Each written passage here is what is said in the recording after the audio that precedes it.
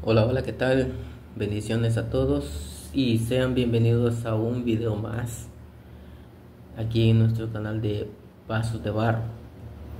Para el día de hoy vamos a estudiar un tema complementario con el tema anterior. Tenemos la parte número 1 de lo que es la Iglesia de Cristo y hoy vamos a completar porque vamos a estudiar lo que es el establecimiento de la Iglesia de Cristo. Esto va a dejar en claro muchas cosas y porque hay personas que no conocen. Por eso es bueno si usted tiene amigos que, que conoce y que necesita explicarle sobre este asunto. Es importante que usted pueda usar la información que hay en este video.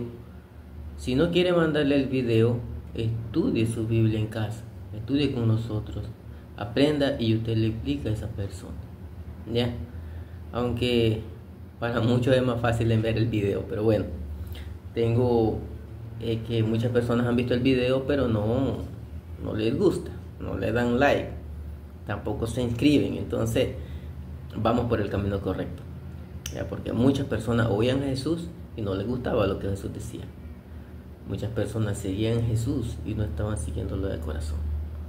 Entonces estamos haciendo lo correcto, estamos por el camino correcto. Bien, para no demorar tanto en la grabación de este video, vamos a comenzar ahora. Como todas las cosas tienen un principio, así la vida, el mundo, todo lo creado tiene un comienzo, un principio. ¿Ve? Las denominaciones tuvieron un principio y la Iglesia de Cristo tuvo un principio. Las denominaciones tienen su propio creador y la Iglesia de Cristo también tiene su propio creador. Al final usted va a poder discernir entre lo que es una denominación y lo que es la Iglesia de Cristo. ¿Es la diferencia?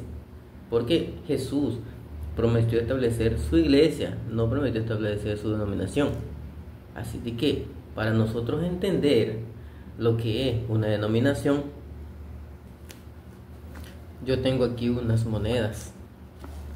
Tengo aquí la moneda nicaragüense de un Córdoba. Esta es la moneda establecida en el país, el valor único, ¿ya? Y esta moneda aquí es una denominación del Córdoba. Es menos 4 de esta es un Córdoba. O también esta es una denominación que es una moneda de 5 Córdobas. ¿Ya? Entonces la denominación siempre va a tener de más o de menos, pero nunca va a ser igual a la unidad. ¿Ya? Esa es la diferencia entre lo que es exacto, único, a lo que se denomina. ¿Ya? Entonces, la iglesia del Señor fue establecida así, única. Y las denominaciones, pues, tuvieron sus propios creadores. Pero vamos a ver a nuestro estudio ahora. Para eso, nosotros vamos a estudiar 3 cosas. Primero vamos a estudiar el tiempo, vamos a estudiar el lugar y el establecimiento. Para estudiar sobre el tiempo, era aproximadamente el año 30 de nuestra era cuando Juan el Bautista comenzó a predicar en el desierto. Y él decía: arrepiéntanse porque el reino de los cielos se ha acercado. Si nosotros leemos lo que dice en Mateo capítulo 3, versículo, dice lo siguiente: en aquellos días se presentó Juan el Bautista predicando en el desierto de Judea y diciendo: arrepentíos porque el reino de los cielos se ha acercado. Si nosotros vemos este texto detenidamente, muchas personas no van a entenderlo, porque Juan el Bautista estaba diciendo que el reino estaba cerca. De repente apareció ahí diciendo eso. Pero las profecías Las profecías del Antiguo Testamento hablan sobre el establecimiento del reino. En el libro de Daniel, capítulo 2 de Daniel, versículo 44 dice lo siguiente: en los días de estos reyes, el Dios del cielo levantará un reino que no será jamás destruido, ni será el reino dejado a otro pueblo.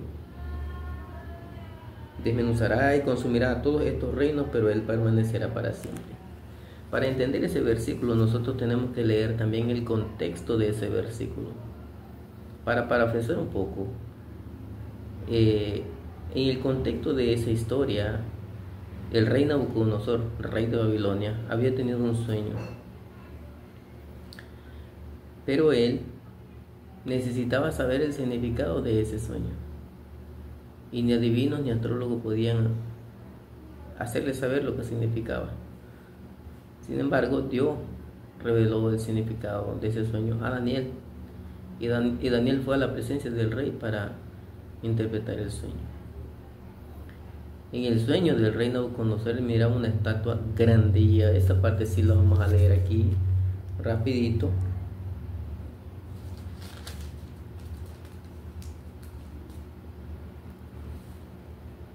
Dice así, versículo 31 al 35. Tu rey veías en tu sueño una gran imagen. Esta imagen era muy grande y su gloria muy sublime. Estaba en pie delante de ti y su aspecto era terrible. La cabeza de esta imagen era de oro fino, su pecho y sus brazos de plata, su vientre y sus muslos de bronce, sus piernas de hierro, sus pies en parte de hierro y en parte de barro cocido.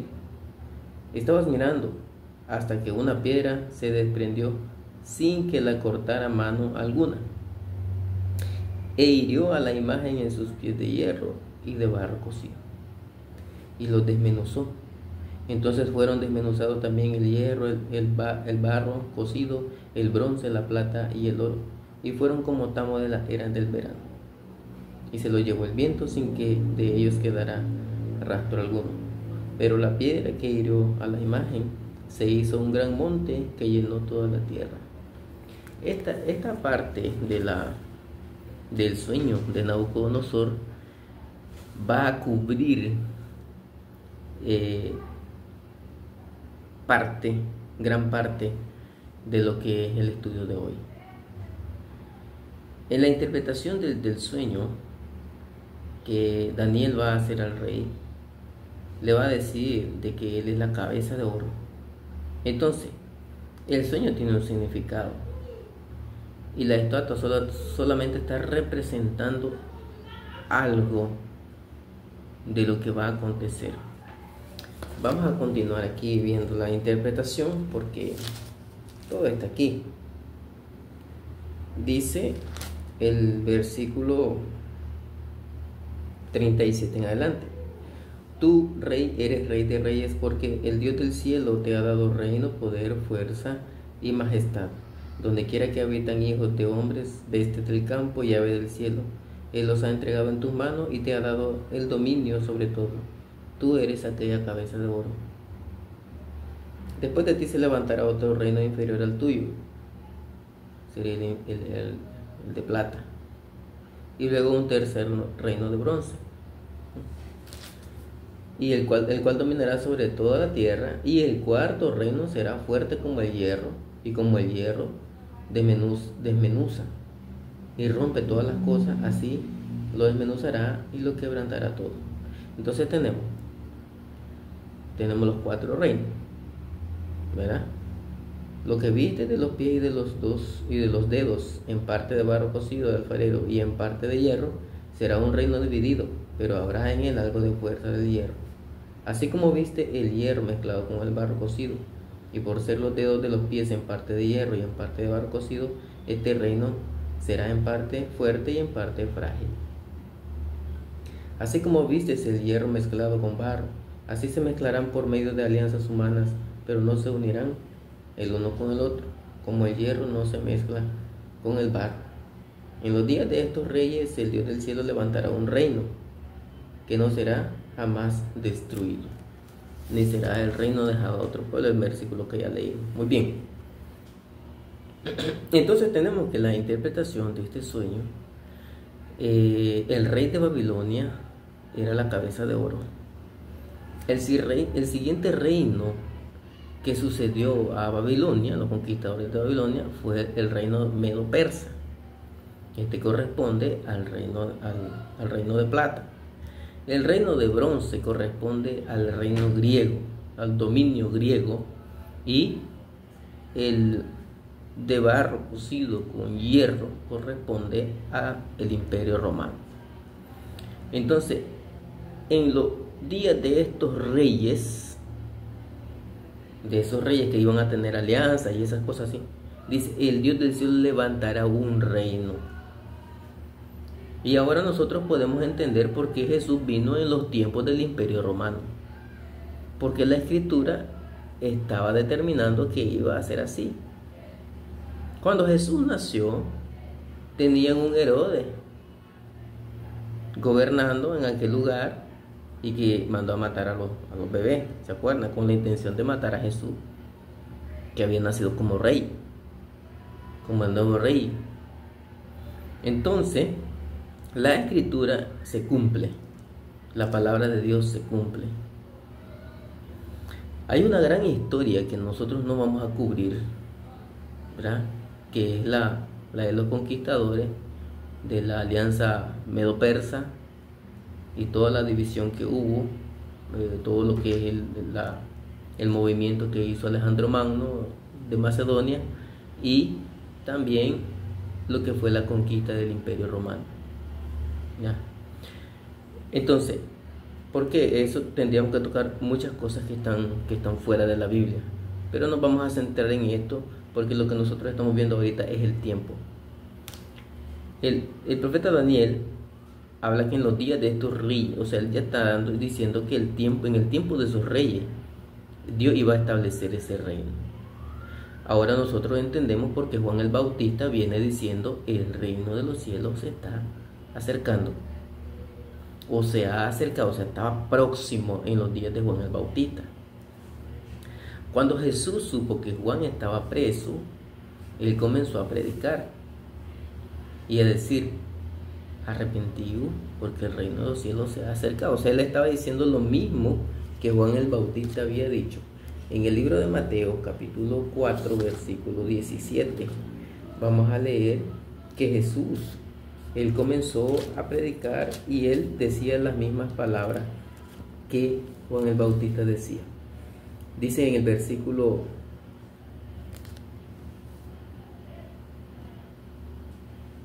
12, cuando Jesús oyó que Juan estaba preso, volvió a Galilea, dejando Nazaret, fue y habitó en Capernaum, ciudad marítima en la región de Zabulón y de Neftalí,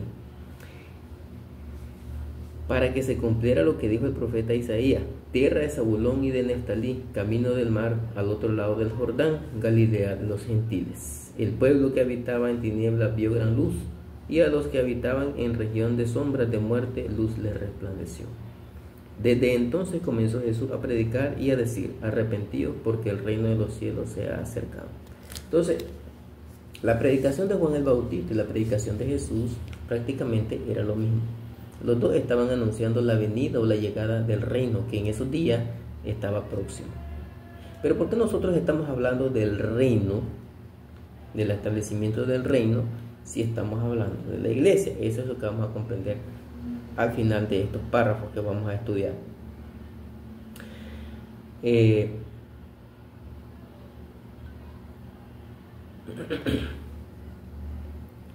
el libro de Marcos, capítulo 1, versículos 14 y 15, considero interesante las palabras de Jesús, porque Marcos, aquí él, la expresión que tiene en este versículo es un poco diferente a la expresión que tiene Mateo, y esto no quiere decir que haya contradicción entre los dos escritores, sino que son complementarios. Marcos capítulo 1, versículos 14 y 15, dice así. Después que Juan fue encarcelado, Jesús fue a Galilea predicando el evangelio del reino de Dios. Decía: el tiempo se ha cumplido y el reino de Dios se ha acercado. Arrepentíos y creed en el evangelio. Vamos aquí. Jesús, según lo que Marcos, el dato que nos da Marcos, dice: el tiempo se ha cumplido. Nosotros estamos estudiando ahorita el tiempo en que se estableció. Fue en los tiempos de esos reyes, que en el caso eran los reyes romanos. ¿Ya? El tiempo se ha cumplido y el reino de Dios se ha acercado. Arrepentíos y creed en el evangelio. Vamos a definir que la palabra evangelio significa buenas nuevas o buenas noticias. Cuando dice creed en el evangelio, no se está refiriendo al evangelio que nosotros conocemos o que nosotros predicamos hoy día.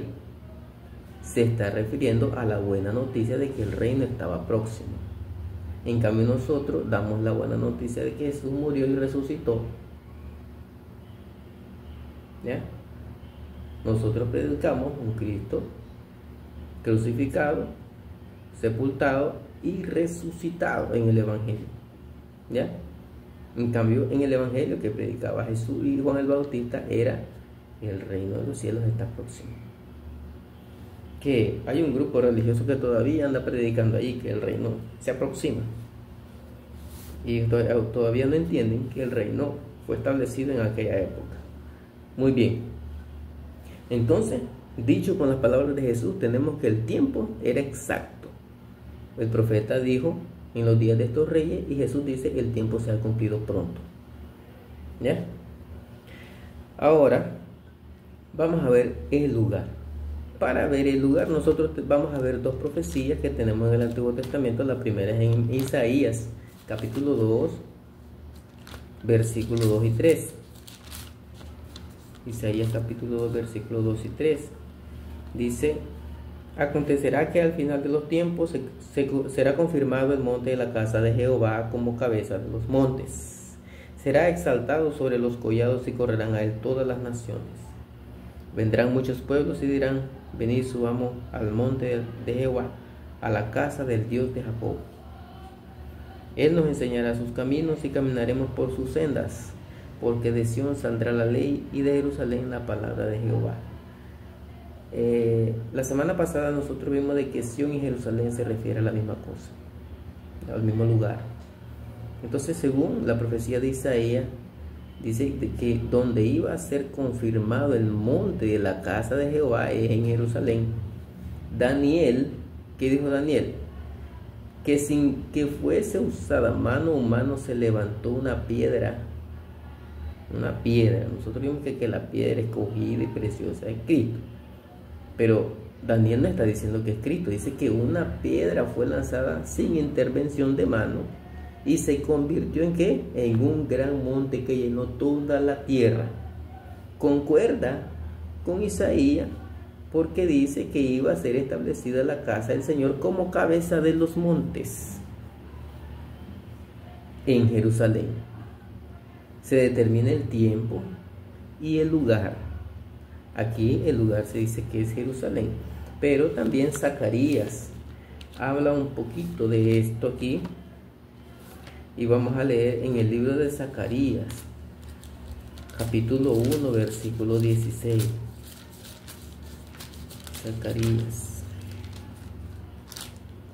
versículo 16, dice así: por tanto, así dicho Jehová, me vuelvo a Jerusalén con misericordia, en ella será edificada mi casa, dice Jehová de los ejércitos, y la plomada será tendida sobre Jerusalén.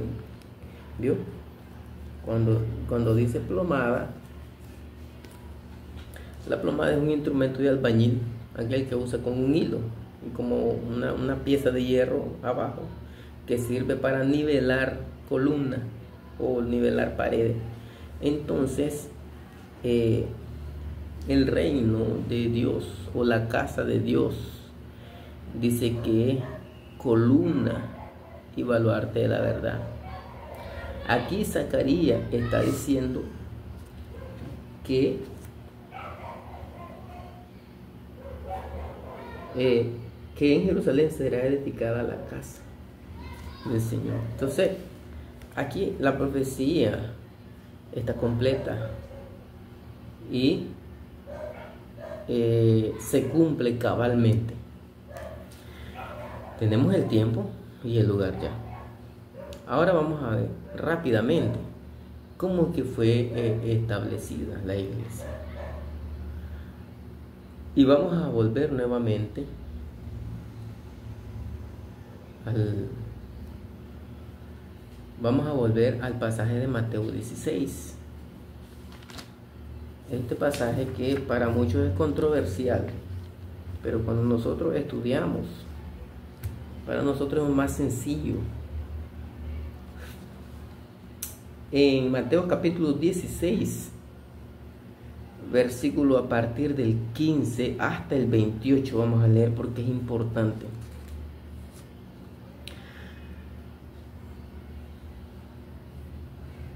Desde el 13, por favor. Vamos a leer desde el 13 hasta el 28. Dice: al llegar Jesús a la región de Cesarea de Filipo, preguntó a sus discípulos diciendo: ¿quién dicen los hombres que es el Hijo del Hombre? Ellos dijeron: unos Juan el Bautista, otros Elías y otros Jeremías o alguno de los profetas. Él les preguntó: ¿y vosotros?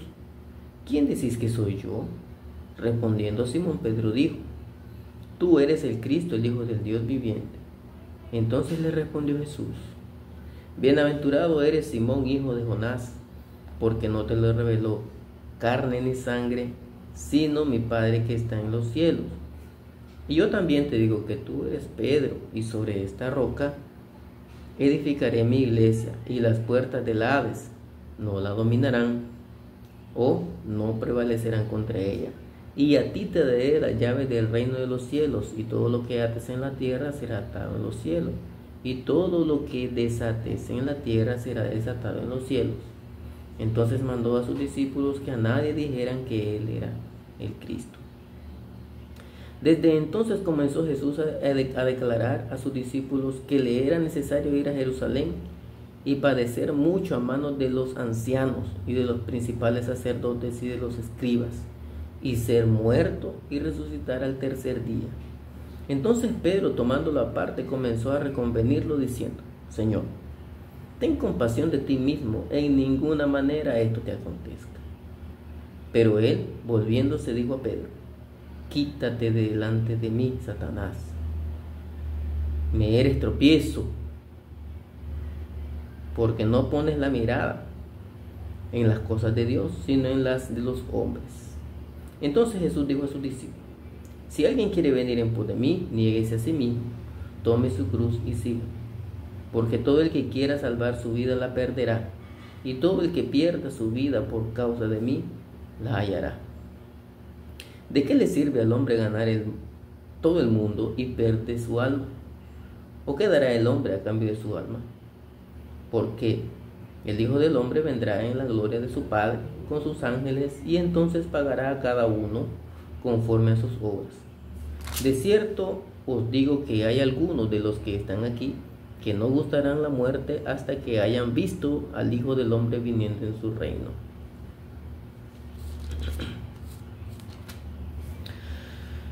Bien, esta parte del capítulo 16 aclara muchas cosas. Vamos a ver primeramente de que cuando Jesús dice que Él va a edificar su iglesia sobre la roca, es el hecho de la confesión de Pedro que dice: tú eres el Cristo, el Hijo del Dios viviente.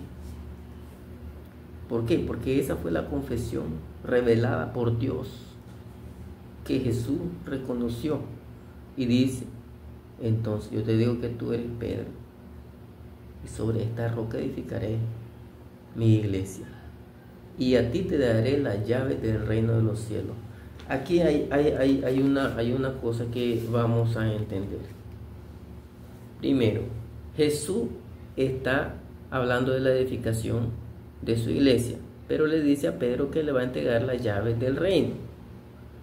Quiere decir que el reino y la iglesia son la misma cosa. Los profetas hablaron que sería confirmado el monte de la casa del Señor, o la casa de Jehová, la casa de Dios.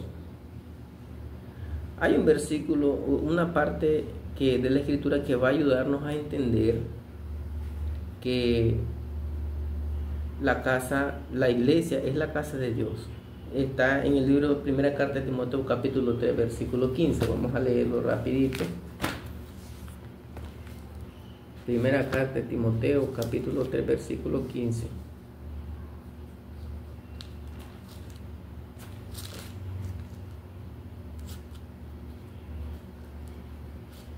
Primera Carta de Timoteo. Muy bien, aquí está. Dice así, en el versículo 15. Para que citando sepas cómo debes conducirte en la casa de Dios, que es la iglesia del Dios viviente, columna y defensa de la verdad. Es lo que les decía hace rato, es de que en la versión Reina Valera dice que es columna y baluarte de la verdad. Zacarías decía que la plomada del Señor iba a ser puesta en Jerusalén. Aquí dice que la iglesia es la casa de Dios. Jesús dice que Él va a edificar su iglesia. O sea, Jesús va a edificar la casa de Dios sobre la roca. Y le dice a Pedro que le va a entregar las llaves del reino. O sea, de la iglesia. ¿Por qué? Porque cuando nosotros vamos a Colosenses 1:13, dice que nosotros somos transportados o trasladados del reino de las tinieblas al reino de su amado Hijo. Cuando una persona sale de las tinieblas o del mundo, él viene y es puesto en la iglesia del Señor. Pero si es puesto en la iglesia de Cristo, no en una denominación, en la iglesia de Cristo. Preste atención porque muchas personas creen haber salido del mundo por el hecho de estar en una denominación, pero infelizmente no es así. Infelizmente, a cualquiera le gustaría que fuese eso verdad, pero la misma Biblia no aprueba. No aprueba. Tienen un bautismo diferente, tienen una doctrina diferente, no reconocen los mandamientos de Jesús, reconocen las prácticas del Antiguo Testamento y es un solo desorden. Entonces no puede ser el reino de Dios, la iglesia de Dios, una casa de desorden. Tanto así que Dios pone un ejemplo en Zacarías, un ejemplo de plomada, porque es algo que va a dejarlo totalmente en rectitud, en nivel. ¿Ya? Si alguno conoce de construcción, albañilería, sabe que las paredes, las columnas, las puertas, se usan las plomadas para que todo quede con un buen acabado. ¿Ves? Entonces, ahora que nosotros estamos viendo eso del establecimiento, entendemos de que la iglesia es el reino de Cristo. La iglesia es la casa de Dios y el reino de Cristo es la iglesia. Ahora, ¿cómo fue establecido el reino? La promesa de Cristo para los discípulos era ser llenos del Espíritu Santo dentro de no muchos días, en aquel momento cuando Él estaba con los discípulos después de la resurrección. Lucas capítulo 24, versículo 46 al 48. Dice así: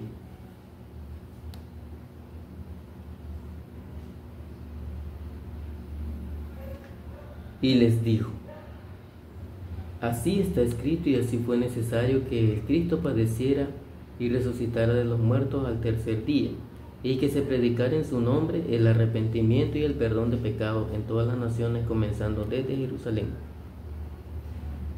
Vosotros sois testigos de estas cosas. Ciertamente yo enviaré la promesa de mi Padre sobre vosotros, pero quedaos vosotros en la ciudad de Jerusalén hasta que seáis investidos del poder de lo alto. Los discípulos, ellos iban a ser investidos de poder cuando el Espíritu Santo viniera del cielo sobre ellos.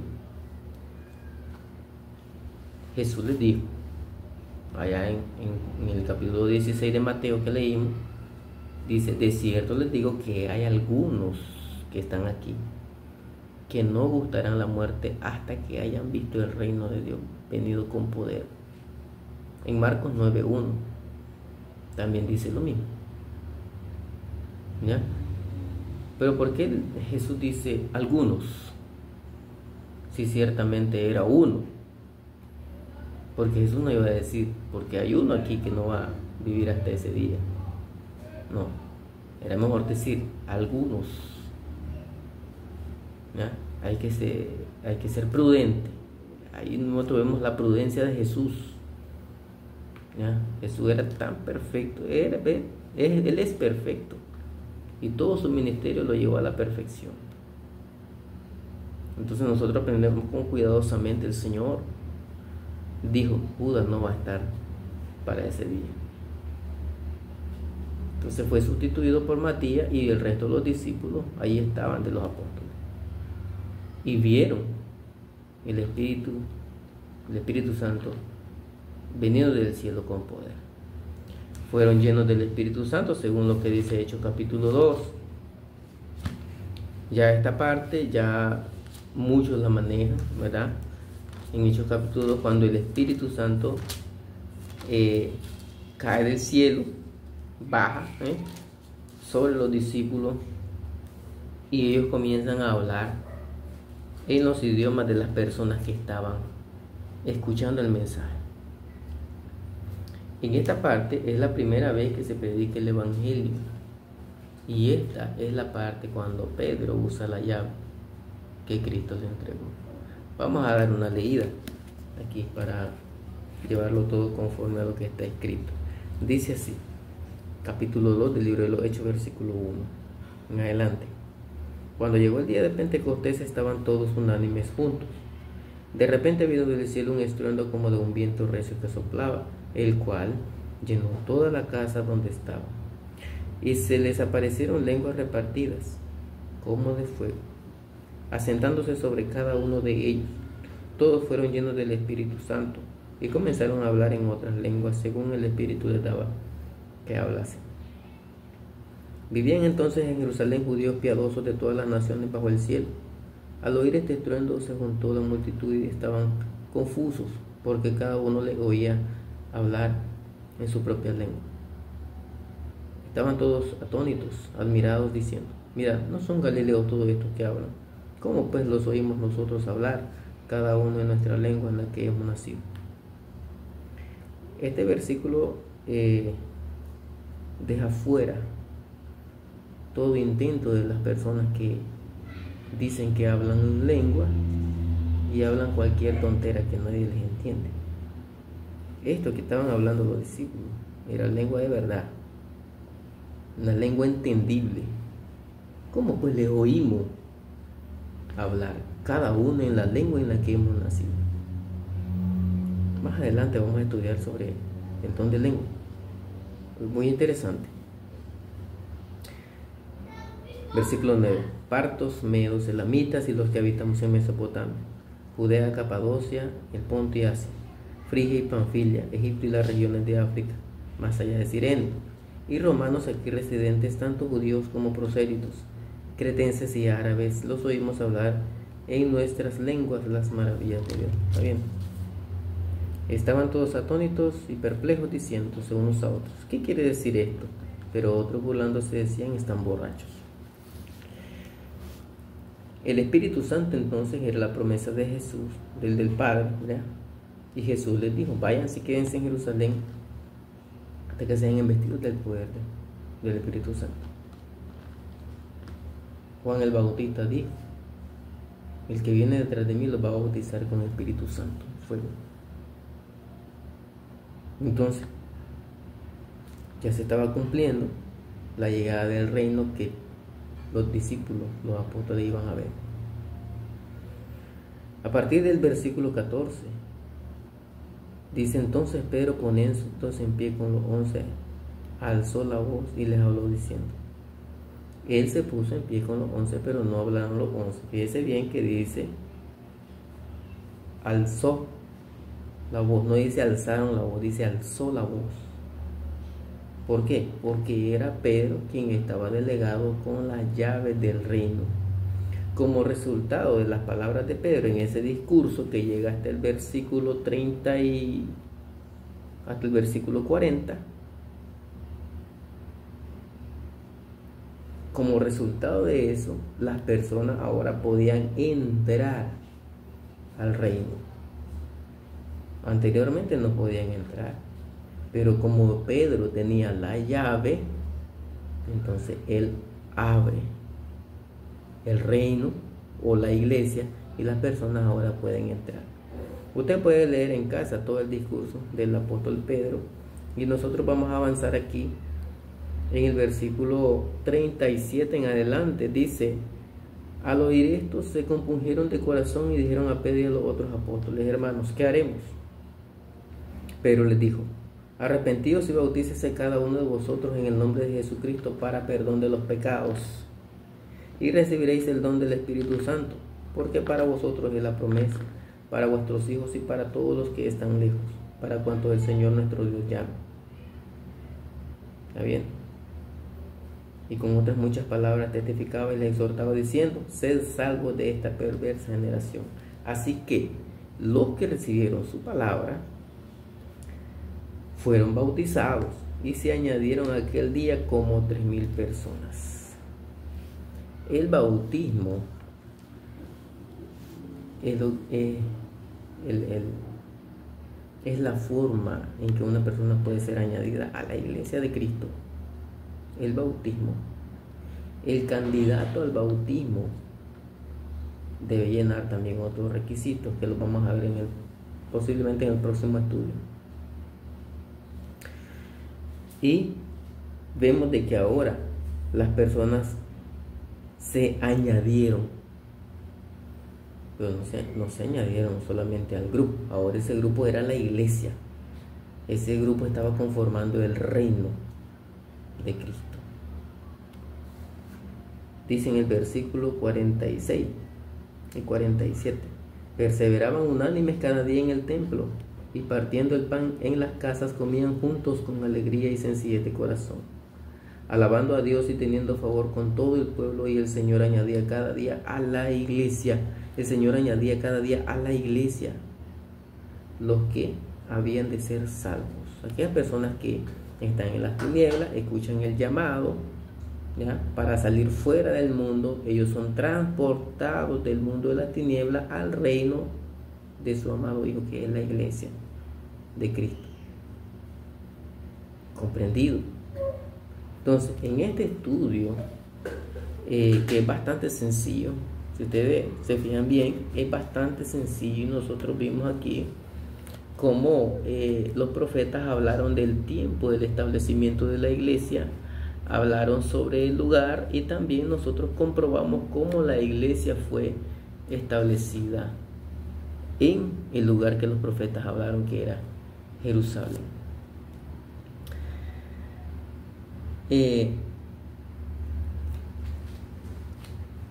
Para concluir, solamente resta decir de que la iglesia que fue establecida en ese tiempo no ha cambiado. La iglesia debe ser la misma, independientemente de cultura, raza, lengua. Bueno, vamos a decir que esas cosas no cuentan. ¿Por qué?